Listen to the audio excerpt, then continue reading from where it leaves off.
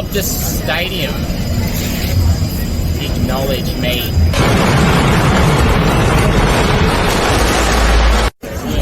Say his name and he appears. I believe in Scoops. Hello, everyone, and welcome to Kick It to Scoops. I'm your host, Cooper Gretsch, the sole admin of AFL information, trade rumours, and results. And what a loaded show for you guys and girls today. I have right here on Kick It to Scoops. We've got Scoops Goes Bang. We got my no team of the week that's done. There's no Brownlow votes, no Scoops Medal votes. There's no some other topics, but I'm going to bring up some trade talk and review and preview the rounds just gone and upcoming. The week one finals, two teams are eliminated. Bulldogs and Carlton are gone, as I predicted. And I'll preview the two semi-finals, and obviously Geelong and the Swans have the week off. The Giants and the Power get a second chance this week. Now, we haven't got too much to talk about today, but we've got some stuff to talk about, so let's go and do so. So please subscribe if you haven't already. Want to aim for 20 likes for this video. Please smash the like button if you haven't already. Once we hit 3K subscribers, there'll be some prize giveaways. Hopefully we can get there shortly. We're about 220 away, so please smash the sub button if you're listening. I know there's a percentage of you that are watching this that are not subscribed, so please go and do so. I would greatly appreciate it. Also, if you know any AFL, AFLW players, any up-and-coming draftees, or any state league players like VFLW, Waffle W, Sample W, VFL Waffle or Sample, and you'd like to see them on the podcast in a goal-kicking challenge or an interview, please send me a message. We'll try and get something sorted on Instagram, AFL Info Live, or Facebook, AFL Information, Trade Rumours and Results, the page with over 56,000 followers. And if you would like to be a co-host on my AFLW show or this show, please send me a message on Instagram, also AFL Info Live. We'll try and get something sorted. I would greatly appreciate it if there's someone that would like to be on the show in some capacity and help out. Because that's all it's about. Trying to have more people involved. And I've been trying to do that for about 2 years now, and no one has committed, or someone that has said they're going to come on haven't actually delivered on that. So if you want to be a part of it and actually are dedicated and are a worthy contender, please send me a message. We'll try and get something sorted, hopefully. Now, also too, let's start off with the world famous segment, Scoops Goes Bang Boom. Jack Ginnivan. Well, Jack Ginnivan, I've defended you multiple times. I've even gone as far as to defend you last week when you went out to the pub the night before the game and left at half-time of that game the night before.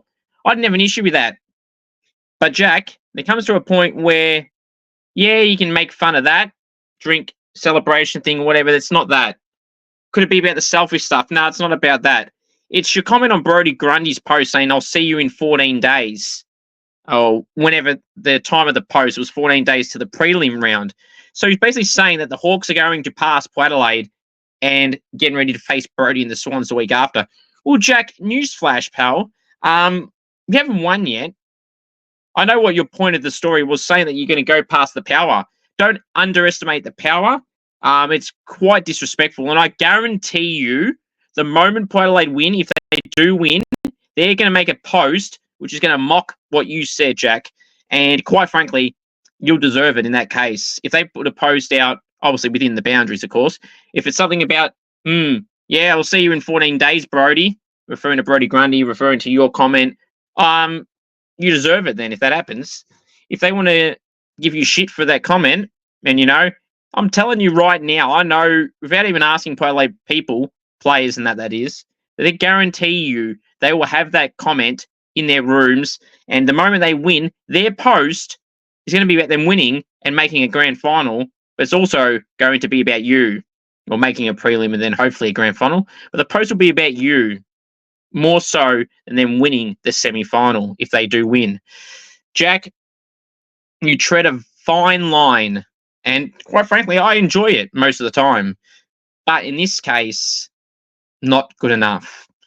That is showing disrespect to Port Adelaide when you haven't even played them yet. Yeah, they got embarrassed by Geelong, but they didn't even try in the last quarter and back end of the third quarter. It's pretty obvious that's what they did. But it is what it is, Jack. Yeah, it's not good enough. Lift your game. Pathetic. All right, just a short and sharp edition of the world famous segment Scoops Goes Bang this evening. All right, now, obviously in the finals, and if you haven't checked out any of my recent videos, whether it's match day vlogs for the AFLW, some recent goal kicking challenges or interviews, or the AFLW show, the Scoops AFLW show, go and check that out. We'd greatly appreciate it. Or any video at all I've ever done. It even doesn't have to be recent. It can be something from 6 months ago. Go back and check out some of my goal kicking challenges from the start with Michael Rudd, or with Alicia Pisano, or Elaine Grigg, or Molly Conroy, or the big Scoops goal kicking challenge I did in Perth in February this year. Go check out any of them. There's plenty of videos you can check out, or any interviews with Craig Macrae, with Liv Vesely. There's so many interviews and goal kicking challenges and vlogs you can check out. If you want to check out my vlogs, it's this year when we beat Carlton. I mean, there's so much content out there for you to watch, so go and do so. Would greatly appreciate it. All right, now let's go review those qualifying finals and elimination finals in week 1 of the finals. Well, Port Adelaide, they embarrassed themselves, really bad to Geelong, and to be honest, that's unacceptable. 54 to 138, Geelong by 84 points in a final. Deja vu for that grand final in 2007 for Port Adelaide. Not as bad, clearly, but the effort was not there. Zach Butters obviously had some rib injuries. He's been cleared according to Port and should be able to play this week. So that's good news for Port that he's available to play. But in this game, they were pathetic, and they made Geelong look better than they actually are because they're not that good. It's just bad from Port Adelaide to lose like that at your home ground. Now you put Ken Hinkley under pressure again. And quite frankly, sure, he needs to cop some of the blame, but is he really the person to blame here? I mean, he's not the one on the field playing for them. You can question Ken about his coaching moves in terms of like selection, but I don't think that was the issue. It was the players on the field that didn't put in the effort. And there was only a few that did that. They're missing Dan Houston, and they're going to have to get used to missing Dan Houston because he's linked to St Kilda and Carlton, and he's probably likely to go to one of those two clubs. So, Kane Farrell's injured. I get that as well. So, and obviously Houston had that suspension that he did not deserve. Now there's a bit of unrest or unsettling with Dan Houston. No, not Dan Houston. Well, yes, with Dan Houston, but with Ivan Solder now, apparently. He's frustrated that he's not getting a game. I mean, Jordan Sweet, well, he may be getting a lot of hit-outs lately, but is that the right move for Port Adelaide? Maybe they need to change the ruck. Why is Asava Radaglia in that side if he's not playing in the back line? Why he should be there and all is another story for another day. And same with Brendan Thatcher and Jordan Sweet, as I just alluded to. And Lockie Jones, I don't know how he gets a game. Josh Sin, people are saying why not put him in, but he just fall into that category of Lockie Jones being a player that's not good enough at that level at all. And, there's a lot of moves you could question, but that's not the issue for them, really. I mean, you take those guys out and they should be out, but their replacements aren't that much better or on par with them, except for Kane Farrell and Dan Houston. I question that Tom Cleary should be playing ahead of Asava Radaglia or Brendan Thatcher. Why is Radaglia playing as a forward? They had Todd Marshall as an emergency. I get he hasn't played many games in 6 weeks, played like half a SANFL game. Charlie Dixon should not be playing. I think he's only getting a game because he's going to retire at the end of the year, you would think. Otherwise, they may delist him anyway. But yeah, very disappointing for the Power. Geelong, on the other hand, yeah, they were good. Good on them. Port Adelaide were no good. So Jeremy Cameron kicked a nice goal, but again, not goal of the year. Jack Higgins was still better, and this one is ineligible. And with the Brownlow in a few Monday nights time, he cannot win it. It is rigged. That reminds me. Oh my God, I've just remembered it. Please welcome back the world famous segment, Scoops Goes Bang. Okay, we got a big issue here at the AFL again. How the hell has Asava Radaglia, Brendan Thatcher, Jordan Sweet, and Lockie Jones get a game for Port? That's not what I was going to say. Harley Reid Nick Dacos, and Nick Dacos all got nominations for the Rising Star. I'm confusing you all. I can't even speak right now. I don't know. Anyway, let's start again. Harley Reid, Dacos, and Dacos all got nominations for the Rising Star. You cannot describe this. I don't know what's going on. Goal of the year. The three top contenders for Goal of the year are Nick Dacos, and Harley Reid. Unbelievable how those three got the top three nominations, and one of those two gentlemen are going to win when both don't deserve it. Jack Higgins, Bailey Fritsch, and Adam Treloar. Clearly, all three of those guys kicked better goals than Harley Reid and Nick Dacos did in their nominations. It's a popularity contest. I'm sorry to tell you, that's what it is. That's why Dacos and Reid are the contenders. They want to give them an award. They want to give them a car. They want to give them money. That's their way to do it. They don't care about Bailey Fritsch or Jack Higgins or Adam Treloar. I mean, the AFL already proven they don't care about Tom Green when he should have won the Brownlow. Now, I say should have won. The Brownlow hasn't happened for them. He won the real Brownlow mine, the Scoops medal. But I know he won't win the AFL's rigged one because they didn't even give him an All-Australian spot. In saying that Matty Priddis won the Brownlow without being in the All-Australian squad. It probably shows more about the selectors, hey? That they, and the umpires, that both of them have no idea what they're doing. I do. Higgins, Fritsch, and Treloar clearly were the three best goals for the year. And in my opinion, Jack Higgins was the best of the three. So Higo's been robbed again. Treloar's been disrespected again. And Bailey Fritsch has been robbed again. This is just another tainted award the AFL have got. The goal of the year is rigged. Mark of the year, though, there's three nominations. I can't remember all three, but I know one's Jamie Elliott. And I know one is Zane Dersma. Zane Dersma should win it. I think Bobby Hill might be the other one. But Zane Dersma should win it. Okay? Otherwise, it's also rigged. No, it wouldn't be rigged. Dersma or Elliott for me. Bobby Hill, yeah, it was good. Very good. But I think Elliott's was better than his. And then I think Dersma's was better than Hill's. And Elliott's. So, yeah, that's what I think. To the AFL and being continuously a rigged competition in terms of these awards, lift your game. Pathetic. It's embarrassing. Stop. Now, let's go back to reviewing week one of the finals. Yeah, it just astonishes me that they can continue to rig awards. Now, so yeah, that's what I was going to say about Port Adelaide and Geelong. So the next game I've got to go.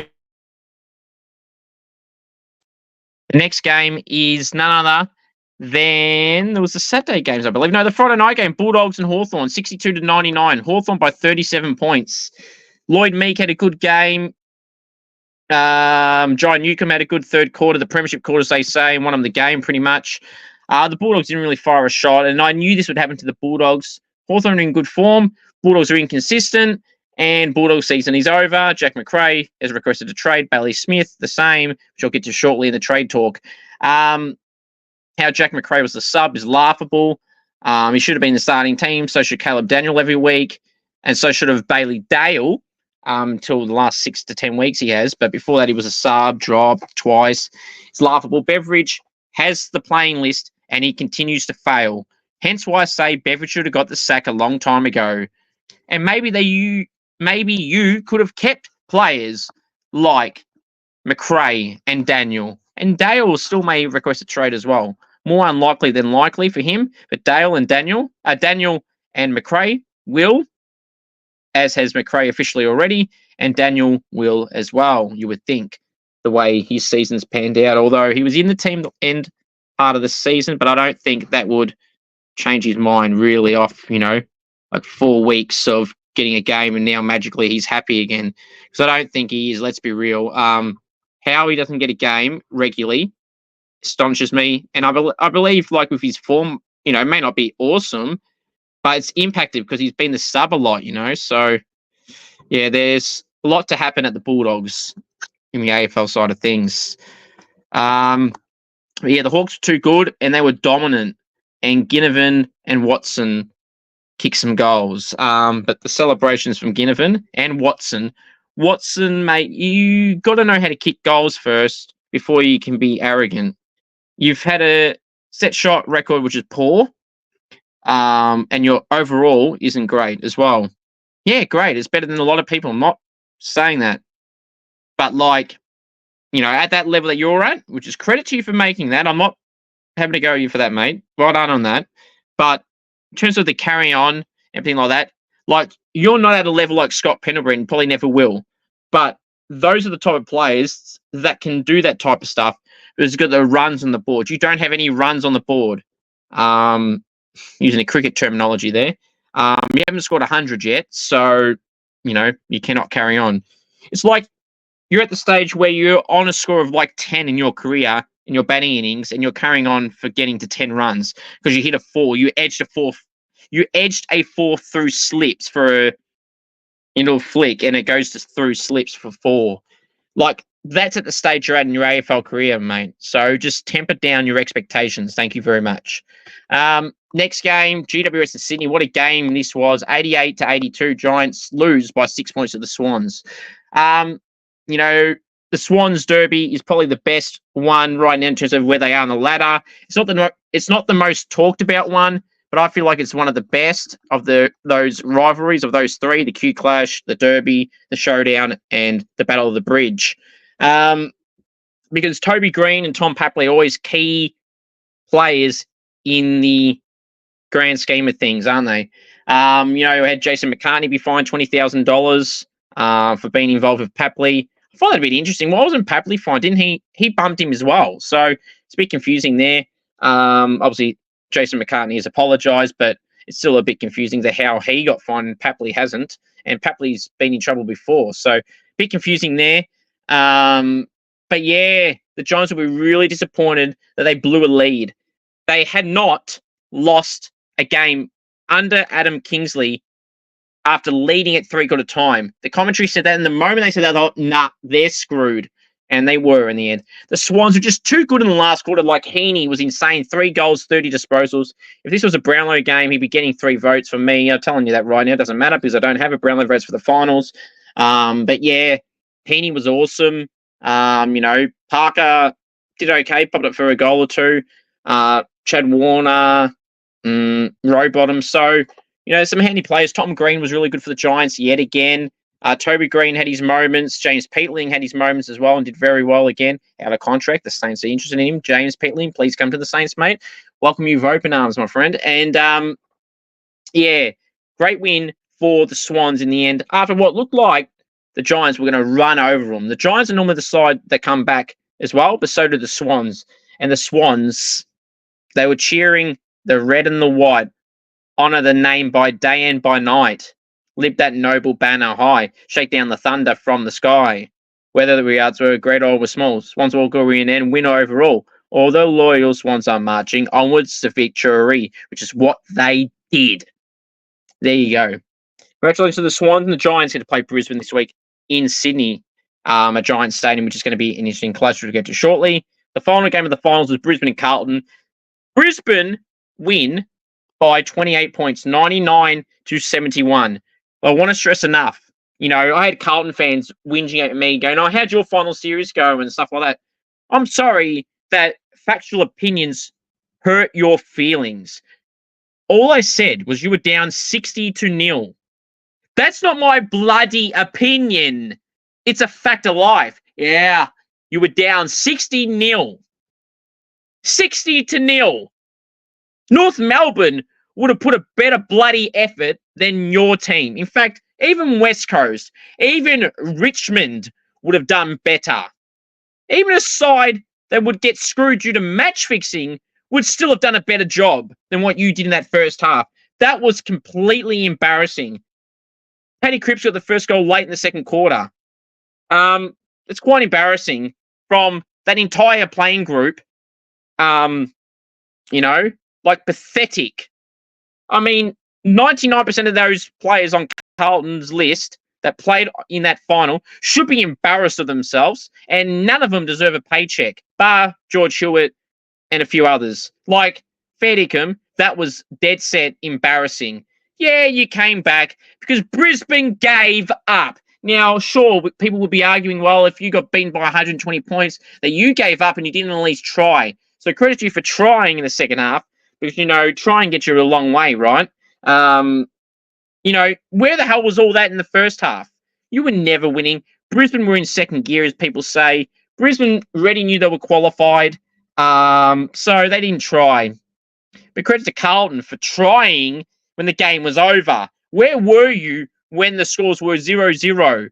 Then 45 minutes to an hour later, you're down 60-0.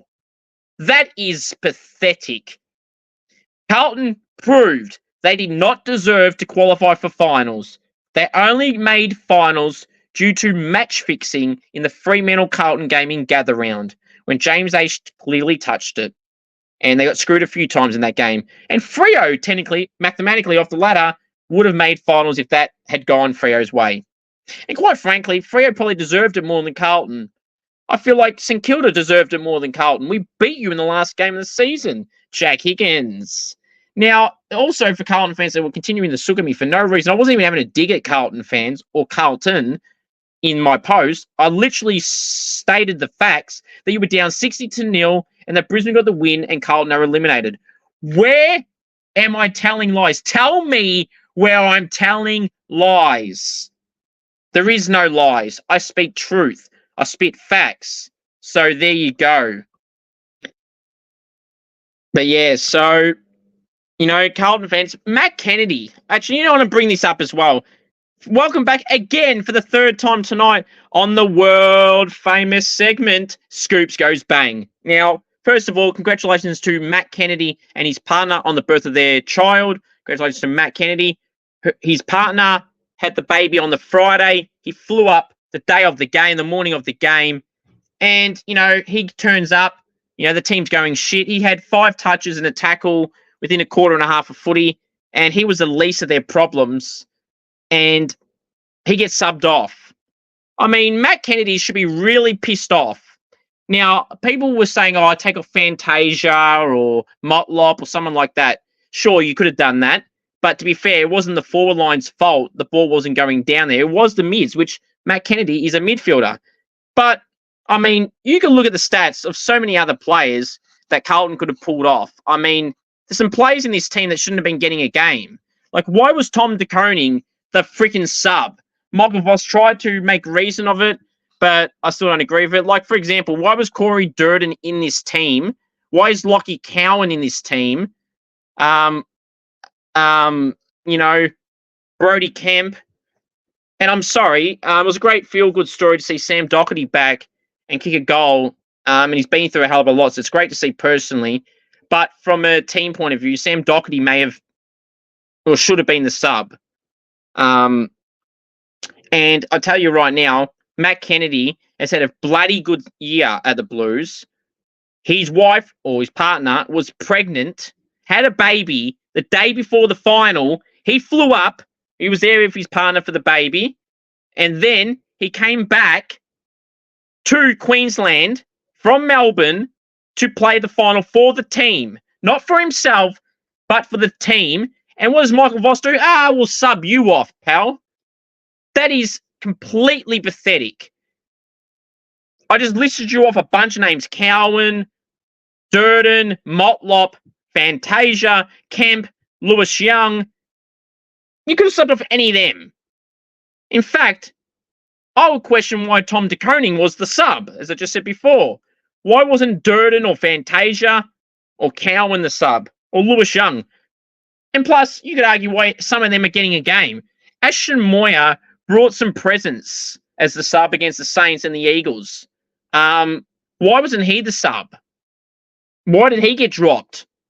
He brought that X factor as well up forward, doing better than what Fantasia would do, or what Corey Durden would do, or what Jesse Mollop would do. Matt Owies was suspended, otherwise he would have been in the team clearly over one of those 3 small forwards. But it just boggles my mind at selection how they went. I know some Carlton fans who were, thinking it was pretty clear-cut who would come in and who would come out. And Tom De Koning being sub was not that. And, And Matt Kennedy being subbed off, I know Carlton fans were not happy with that, especially with his story of, having a child the day before, or his partner did, and he wanted to be there. Obviously, clearly, he would, like anyone would. He stayed for however long he did, and obviously he's a good teammate and a good clubman. He said, he's had that. He's really happy with that, but now he wants to go do something else for someone else, and that's for the team. He did it for his partner, now he wants to do it for the club. And the club just said a big stuff you to you, Matt Kennedy. The club did, not me, and subbed you off during the second quarter. If I was him, I would be pissed off, and I probably would request a trade. Yes, I probably would. Matt Kennedy's a reasonable player now. He's a really solid player. He would get a game anywhere else, or most clubs would pick him. He'd get a list spot everywhere, and he'd probably get a starting gig definitely at all the bottom clubs, and maybe clubs like Fremantle, or maybe not Fregs, they've got a bunch of star young mids. Clubs like St Kilda, they're looking for inside mids. Matt Kennedy could be another one to join ex-teammate Jack Steele. And if Crouch retires, so, he's a replacement there. So it's very interesting, he will get a game at most clubs and get a list spot everywhere else. So, yeah, I just feel like he was really, really disrespected. So to Michael Voss and the Carlton Footy Club, lift your game, pathetic, and you should apologise to Matt Kennedy. What did he do wrong to be subbed off? I'm not saying, because of the kid thing, that's why this is a bad move. Like, his stats show he was okay. Did his opponent have 50 touches and 5 goals and a half? Otherwise, then that's understandable. But clearly that wasn't the case. Just mind-boggling stuff. Michael Voss made a bad move at selection as the sub, the inclusions, and the non-players that came in, the players that didn't get selected, and the ones that went out that shouldn't have, and the ones that came in that shouldn't have, and the person who was the sub that shouldn't have been the sub, that should have been in the starting team, and probably over Pitnet as well. So some decisions that were just like, what the hell were you doing? What were you doing, Michael Voss? Pathetic. Now, that's reviewing all the finals. So now, actually, let me give Brisbane some credit with some players to get mentioned. I thought Dane Zorko played as well with 29 disposals. George Hewitt was really good for Carlton, a goal in 33. Probably the best on the ground. Probably would have got my 3 votes too. Paddy Cripps kicked a goal in 31. Oscar McInerney had 14 touches with 30 hit-outs and 7 tackles. Hugh McCluggage killed it again. 24 disposals and 8 tackles. And Lockie Neal had 27 disposals with 3 tackles. Blake Eggs kicked a goal in 25. Will Ashcroft, 20. 3 goals, 1 with 12 disposals and 6 marks for Cam Rayner. Darcy Wilmot, 21 disposals and 5 marks off the half-back line. Is that marks? Yes, it is marks. So, yeah. Credit to the Lions. They'll go against the Giants with a lot of confidence, but beware the Giants. The Orange Tsunami. I know the Giants will bounce back. So beware the Giants, Brisbane. It's in Sydney. And the Giants are here to play the game, and they're going to win, potentially. Speaking of winning and potentially winning, let's go preview those semi-final scoops. Alrighty, so just the 2 finals this week. Friday night at Adelaide Oval, 7:40 Victorian time. It's Port Adelaide hosting Hawthorn. Now, there's only 2 scenarios for me that can happen here. Port are going to win by like a point, or Hawthorn will win by 30-plus points. But which option am I going to choose? Now, before Jack Ginnivan's comments on Brodie Grundy's post, I was going to say Hawthorn by 30 points. But now, because of that, I think he's going to jinx his own club, and I'm going to go that Port Adelaide are going to win by 1 point. Zach Butters will play. Port will want to bounce back. Todd Marshall will come in probably at the expense of Charlie Dixon. Does Tom Cleary get a game over Asava Radigalia? Does Asava go back to the back line where he should be if he's going to be in that team? Do the Hawks have many tall forwards? Not really. They've got Cal Shadir. Hawthorn won't have Will Day, who comes in to replace Sam Frost, who's been a reliable defender for Hawthorn this year, to help James Sicily. James Blank done an ACL at the start of the pre-season, so he can't come in. Is it going to be Ethan Phillips, who only played 1 game this year? Coincidentally, that was against the Power in that game where Darcy Byrne-Jones kicked the winning goal that he rightfully deserved. And then, does it be Jai Sarong, Caleb Sarong's brother, get a game? I don't think so. I think it'll be Ethan Phillips. Sam Frost is a bit of a running defender, but he's a tall and a strong physical player, and that's what Ethan Phillips is. Jai Sarong's a more of a skinnier type of rebound running defender. So I feel like, which is a bit similar to Frost, but I feel like they should go Ethan Phillips, who can go on Charlie Dixon. Mitch Georgiades will be playing, and you would think Todd Marshall as well. And does Ollie Lord come back as well? So they got a few selections to wonder there, the Power and the Hawks. So I'm going the Power by 1 point, which means Hawthorn's season is over. And all those cringy Hawthorn analogies or words they use, I'm not saying any of them. I know Jared Waitley said it, and Jared Waitley doesn't normally go to those levels to say something as cringe as that, but he did. Come on, Jared, you're better than that, mate. I just think it's cringe. All those Hawthorn analogies or words they use and reword them and rephrase them, I think it's cringe. But yeah, it's Hawthorn, no other names. Now, so I'm going Port Adelaide by 1 point. And the final one, Saturday night at Giant Stadium, it's GWS hosting the Brisbane Lions, 7:30 Victorian time. I'll be tipping the Giants in this one by 5 points, which means Brisbane season would be over. The Giants, Lockie Ash is a reasonable player. Isaac Cumming and Harry Perryman both weighing up their futures with Port Adelaide showing interest. Will this be their last game as GWS players? The club hope that both stay, but it looks like one will stay and the other will go. That's what it seems to be, and Port Adelaide will probably get the one that goes. Hawthorn do have interest in Harry Perryman as well as Port Adelaide, and Port Adelaide got interest in Isaac Cumming. Right, so for this game, I'm tipping GWS by 5 points, but it's going to be a bloody good game. Will Toby Bedford come back? We'll have to wait for team selection on Thursday night for the Saturday night game. All right, now let's wrap this show up with some trade talk. Alrighty, and I got some names here, so bear with me. I done a trade wrap video about a week and a half ago. There's been a little bit of an update from then. Obviously, we mentioned about Petrarca. He's not leaving. Cosy Pickett doesn't look like he's leaving now. So some other names I'm going to bring up here. Just some. I'll probably end up doing another trade wrap video maybe in a few weeks' time, maybe. But we'll have to wait and see. So I'm going to mention some names here. So Josh Battle, unfortunately, is requested to move to Hawthorn as a free agent, so that will happen. Hopefully the compensation pick is pick 8. Otherwise, I'm going to be pissed off because that's what it should be. If Ben Macrae can get it, so should Josh Battle, who's actually good. And I've been saying all year how good Josh Battle is in last year. So don't tell me I'm just saying this now because I want a good band compensation pick. That's not true. I like Josh Battle as a player. He's a very good player.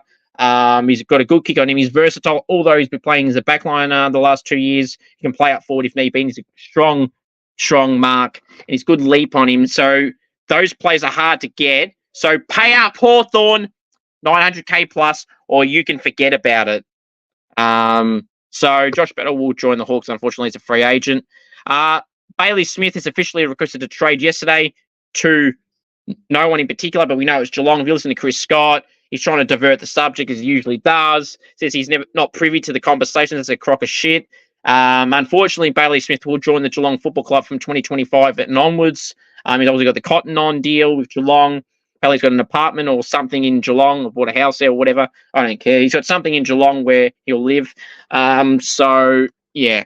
Congratulations, Bailey Smith. But it's the right move for him. He needs to get out of the Bulldogs. He was out of position, playing as a forward before he done his ACL. Beveridge doesn't know how to use him. Just like he doesn't know how to use a bunch of other players on his list, like Jack Macrae, Caleb Daniel, Bailey Dale, to name a few. Buku Karmas, who's just signed a 2-year deal to the end of 2026. Rory Lobb, does he want to move again? He played the back end of the year. Apparently, that's what would help him to stay if he played the back end of the year and got settled in the team, which he did. But still don't rule out a Rory Lobb request out of the Western Bulldogs. At least try to. There's Riley Sanders.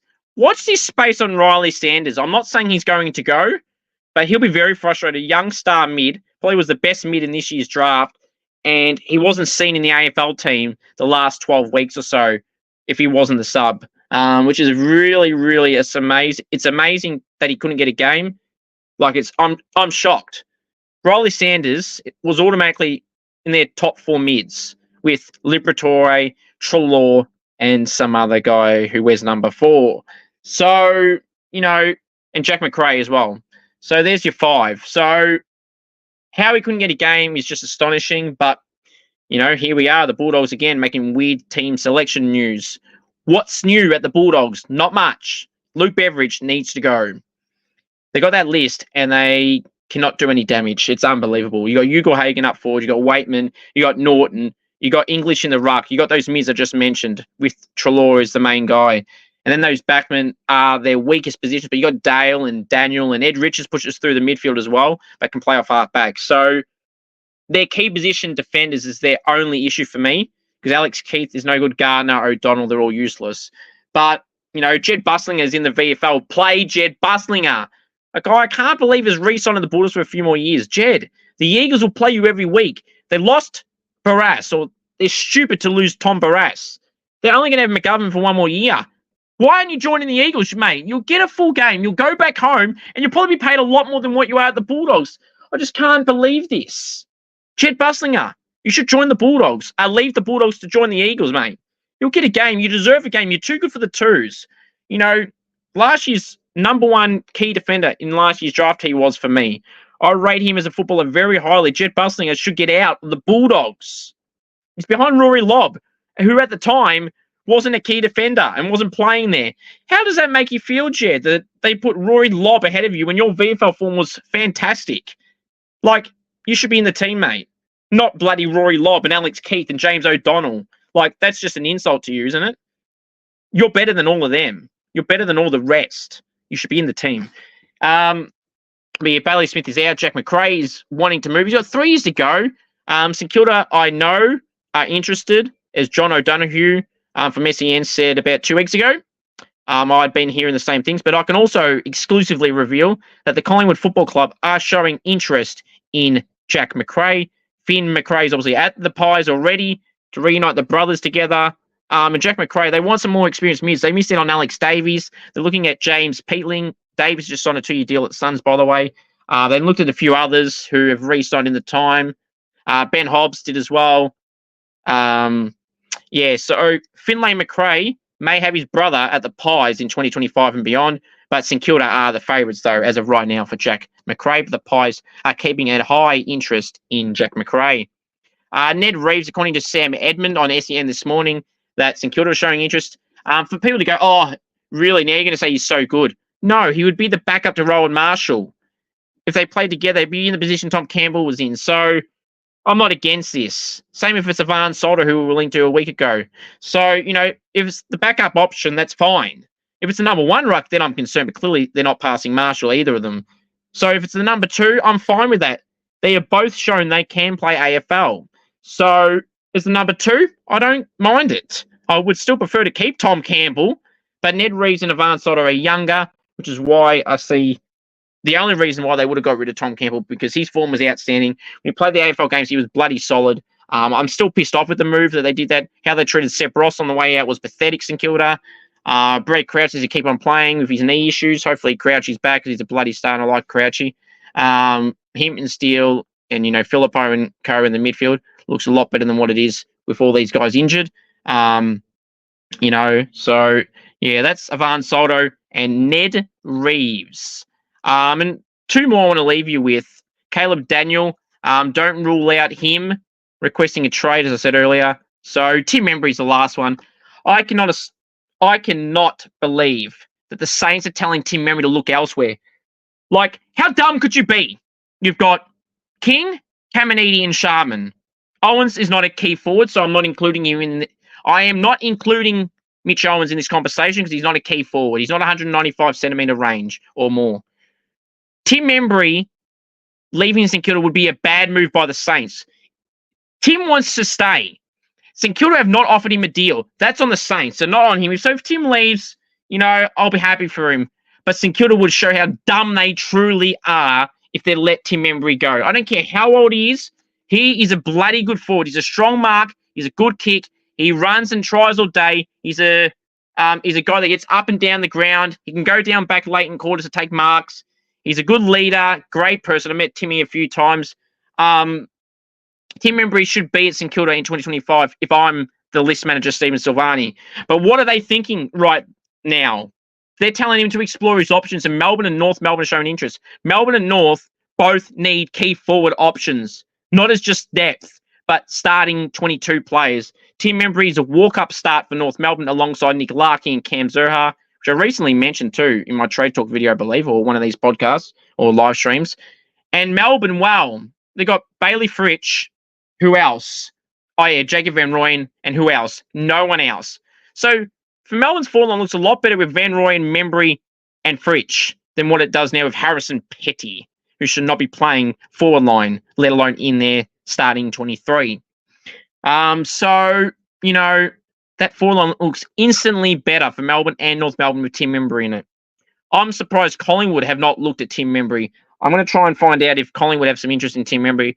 I've heard their name get mentioned once before, but I don't know how high of that level of interest is. Collingwood would be stupid not to inquire about Tim Membrey when they're in the same position as Melbourne and North with their key forwards. They've got Dan McStay, who's coming back from an ACL. They've got Mason Cox, who's useless. And they've got Brody Myercheck. So see how much better it looks with Membrey, McStay, and Myercheck. And you add in guys like Elliott and Bobby Hill, etc. in the team, Lockie Schultz. That looks far better for Collingwood. And you've got to keep in mind, Tim Membrey coming in as a number 2 or 3 for a club means he gets another good defender, which means guys like Zurhaar, like McStay, like Myercheck may be getting the number 2 or 3 or 4 defenders. And it helps their team overall. And Tim's a great player, great person. He'll be a great leader if need be, whether it's as an official leader or not. Timmy's got a great mind, great player, and he's a smart thinker. Strong mark, strong jukes, as they say. He's a great kick. Fantastic person, Timmy is. And if St Kilda lose him as well, on the back of losing Tom Campbell and Seb Ross, where I was pissed off with them too. If you think I was pissed off when St Kilda got rid of Tom Campbell and Seb Ross, well, you've got another thing coming if they get rid of Tim Membrey. Boy, oh boy, well, it's going to be an epic round if they get rid of Tim Membrey. Jack Hayes is the other key forward we got option. So you got Sharman, Caminiti, and King. And Keeler is a developing key forward. They play him as a key back. It's a backup ruck. So I don't know what the hell they think they're going to play him as. He should be as a key forward option, but they're floating him through all positions. So I don't know if you count him as an option as well at the moment. So you got King, Sharman, and Caminiti, and Membrey. That's all if you get rid of Jack Hayes. He's injury prone, so I would keep Tim Membrey. I would keep both, personally. But if you're going to get rid of one, you get rid of Jack Hayes and you keep Tim Membrey. It's a no-brainer for me. If they get rid of Tim Membrey, I'm going to be pissed off. Now, my final thoughts are simply this. You want me on Cameo, head to cameo.com/Cooper G. Want me to roast a friend, wish someone happy birthday, anything at all, cameo.com/Cooper G. If you know any AFL, AFLW players, any up-and-coming draftees, or any state league players, and you'd like to see them on the podcast in a goal kicking challenge and or interview, please do send me a message and we'll try and get something sorted. Thank you all. The most important thing of all to remember is go the Saints. And of course, acknowledge me, the one. And all aboard the Filippo train, then, now, forever, together.